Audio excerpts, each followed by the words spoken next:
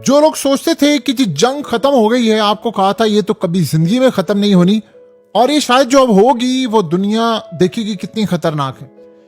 अब आप ये मनाज़िर देख सकते हैं, ईरान ने अमेरिका के फौजी अड्डों को बुरी तरह अटैक किया है। बिल्कुल जब जंग की सूरत हाल थी पीक पर एग्जैक्टली वैसा ही अटैक हुआ है। अमेरिका ने पहले ईरान के जजीरे कशम पर अटैक किया, उसके बाद कार्रवाई में अमेरिका के अड्डों को कुवैत में निशाना बनाया गया, फिफ्थ फ्लीट को बहरीन में अटैक किया गया। हर जगह इस वक्त सायरन, तमाम चीजें पूरी तरह अमेरिका के डिफेंस सिस्टम एक्टिवेट है और 90% के करीब अमेरिका के डिफेंस सिस्टम टोटली फेल हो गए हैं। इस सूरत हाल के अंदर ईरान ने मिसाइल मारे हैं, ड्रोन्स मारे हैं और उन्होंने बिल्कुल परवाह नहीं की और अमेरिका ने कहा है कि हमने जो अटैक किया वो सेल्फ डिफेंस के अंदर किया है। यानी आप अंदाजा करें कि इस सूरत हाल में अमेरिका पहले कहता है कि जी हाँ हमने अटैक किया है। अब अमेरिका ने सबसे पहले कम्युनिकेशन टावर पर अटैक किया था, जिसके बाद अमेरिका के अड्डों को अटैक किया गया, फिर अमेरिका के फिफ्थ फ्लीट हेडक्वार्टर को, एयरबेस को, हेलीकॉप्टरों को अटैक किया गया और ईरान ने बिल्कुल एग्जैक्टली जो जंग पीक पर जंग थी, जैसे रात को हमले होते थे दिन को थे, एग्जैक्टली उसी तरह हमले शुरू हो गए हैं। और आप अंदाजा करें जरा कि इस सूरत हाल में अमेरिका ने जो आगाज किया था, उन्होंने बेसिकली अमेरिका ने जो अटैक किया है वो बगैर बताए किया है। यानी आप अंदाजा करें कि अटैक करने के बाद जब ईरान ने अटैक किया है, ऐसा लग रहा है कि अमेरिका की फौज के अंदर बहुत सारे ऐसे मामलात हो गए हैं जो ट्रंप के भी कंट्रोल से बाहर है। यानी जो जंग के हवाले से इस वक्त मामलात हो गए हैं, पहले नेतन्याहू को कॉल की और उसको कॉल करके धमकियां दी और अब आप अंदाजा कर लें कि खुद अटैक कर दिया है। इससे साफ जाहिर है कि डोनाल्ड ट्रंप से अब ऑर्डर नहीं लिया जा रहा, क्योंकि आप सोचें कि जब आप खुद अटैक करेंगे तो अटैक करने के बाद आप पर तो अटैक होगा ना। लेकिन प्रॉब्लम यहां पर ये आ गई है कि अटैक के बाद की जो सूरत हाल है वो भयानक से भयानक हो गई है।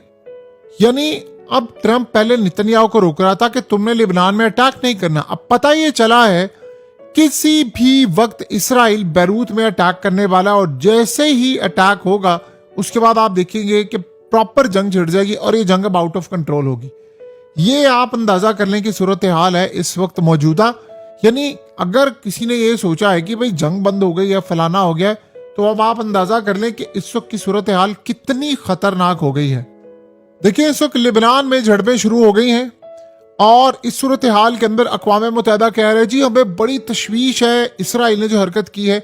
आप सिर्फ एक अजीबो गरीब सूरत हाल देखें कि अटैक शुरू हो गए हैं, जंग शुरू हो गई है और साथ में अमेरिका कह रहा है कि सीज फायर है। साफ नजर आ रहा है कि अब डोनाल्ड ट्रंप के हाथ से गेम निकल गई है। देखिए, हो ये रहा है कि पिछले 4 दिन से बार बार ट्रंप कह रहा है और ट्रंप आप देखिए ऑन नहीं कर पा रहा। उसे अभी तक अटैक ऑन नहीं किया, अच्छा ठीक है कर दिए, सेंटकॉम बात कर रहा, हत्ता कि डोनाल्ड ट्रंप के अंडर है। लेकिन साफ जाहिर नजर आ रहा है कि जिस तरह का अटैक हो रहा है, बगैर बताए अटैक हो रहा है, गल्फ कंट्रीज के कहने के बावजूद अमेरिका अटैक कर रहा है, फिर उसके बाद रिटेलिएट हो रहा है अमेरिका के खिलाफ। साफ जाहिर है कि सूरत हाल जो इस वक्त नजर आ रही है वो तो क्लियरली इंडिकेट कर रही है कि एक बड़ी लड़ाई और बड़ी तबाही होने वाली है और ये ट्रंप के हाथ से गेम निकली हुई है। यानी अमेरिका के अंदर सारे लोग पूछ रहे हैं। देखिए, रात को जो रिपोर्ट लीक हुई उसमें पता ये चला है कि डोनाल्ड ट्रंप ने, ये रात की बात है अटैक से पहले की सूरत हाल, तो आप यहां से अंदाजा लगा ले कि सूरत हाल कितनी ज्यादा खतरनाक है। पता ये चला है कि डोनाल्ड ट्रंप के बारे में कि भाई उसने कहा है कि ईरान पर मैंने अब अटैक कोई नहीं करना और अगर मैंने ईरान पर अटैक किया तो ये आउट ऑफ कंट्रोल हो जाएगा और मैं अब अपनी इस जंग को किसी सूरत अगले लेवल तक लेकर नहीं जाना चाहता। यानी उसने कहा कि मिड टर्म इलेक्शन सर पर है, उसने सर्वे करवाया और पता ही चला है कि अमेरिका की अक्सरियत नफरत करती है इस जंग से। और अब आप अंदाजा कर लें कि हुआ क्या है। यानी जो कुवैत में एयरबेस थी उसको अटैक किया गया है, बहरीन में किया गया है और मुख्तलिफ जगहों पर, इराक समेत और बहुत सारी जगह ऐसी हैं जहां से पता ही चला है कि सायरन बचे हैं।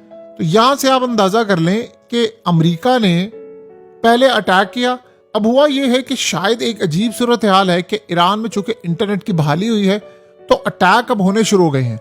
तो अटैक जब होंगे तो जाहिर सी बात है वो वीडियो बनाएंगे और वो पोस्ट करेंगे। तो ये चाह रहे हैं कि अब दुनिया को पता चले। देखिए, अगर ये जंग छिड़ गई तो जाहिर सी बात है इंटरनेट को जिस तरह उन्होंने पहले बंद किया था वो इंटरनेट को अब भी बंद कर देंगे। ये कोई बड़ी बात नहीं है और इसमें कोई ज्यादा टाइम नहीं लगेगा।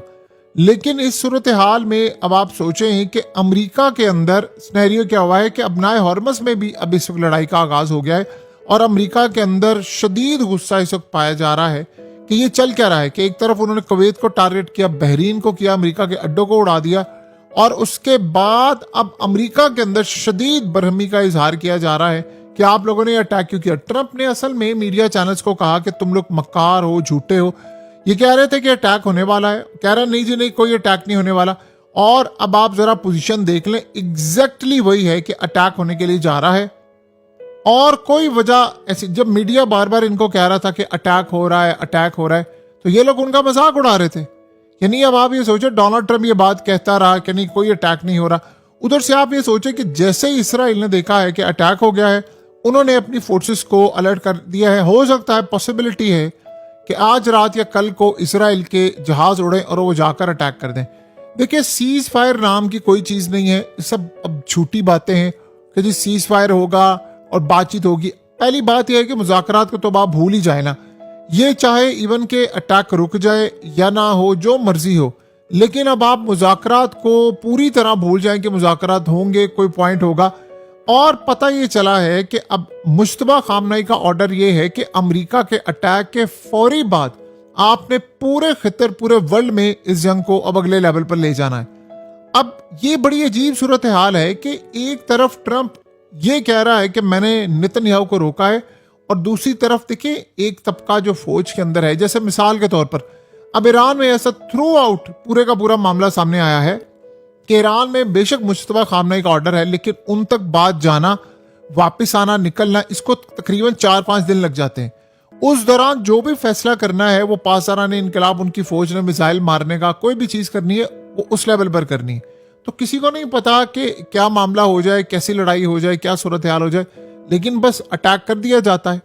तो अब निचली सतह पर 31 कमांड सेंटर्स होते हैं, उनको कंट्रोल करना बड़ा मुश्किल है। अमेरिका की फौज एक यूनिट है, जाहिर सी बात है उनको ट्रंप कंट्रोल करता है, लेकिन अब ये लग रहा है फौज के अंदर खास तौर पर एक सेक्शन ऐसा है जिसको इसराइल मैनेज कर रहा है और वो अटैक करते जा रहे हैं। वो नहीं देख रहे कि क्या सिनेरियो बनेगा, क्या सूरत हाल होगी, वो अटैक करते जा रहे हैं, करते जा रहे हैं और बगैर बात के। यानी एक तरफ ट्रंप की बातचीत जारी है, एक तरफ निगोशिएशन है और दूसरी तरफ ये अटैक है। ये छठा मौका है कि अमेरिका ने बातचीत के दौरान भरपूर अंदाज में अटैक किया और ये काबिल कबूल समझा नहीं जा रहा हर जगह पर।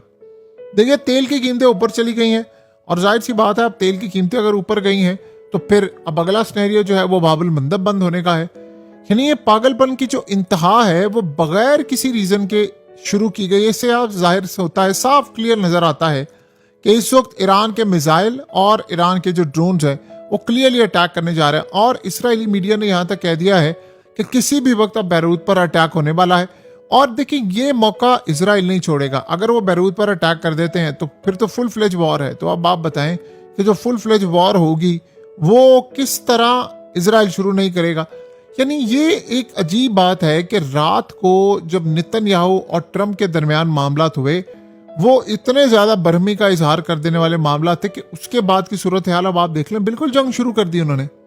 ना उन्होंने परवाह किया कि जंग वाला मामला क्या है, ना कोई और सूरत हाल।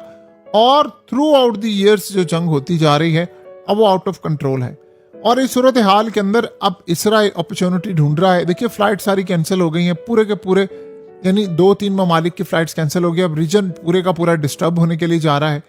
लोग शायद ये समझ रहे हैं, देखिए गल्फ कंट्रीज हो या पूरा रीजन हो, इस वक्त दुनिया में प्रॉपर्टीज की कीमतें गिर रही हैं। उसकी रीजन ये है कि लोगों को पता नहीं है कि जंग किस रुख को चली जाए, क्या रुख को इख्तियार करे, क्या मामला हो।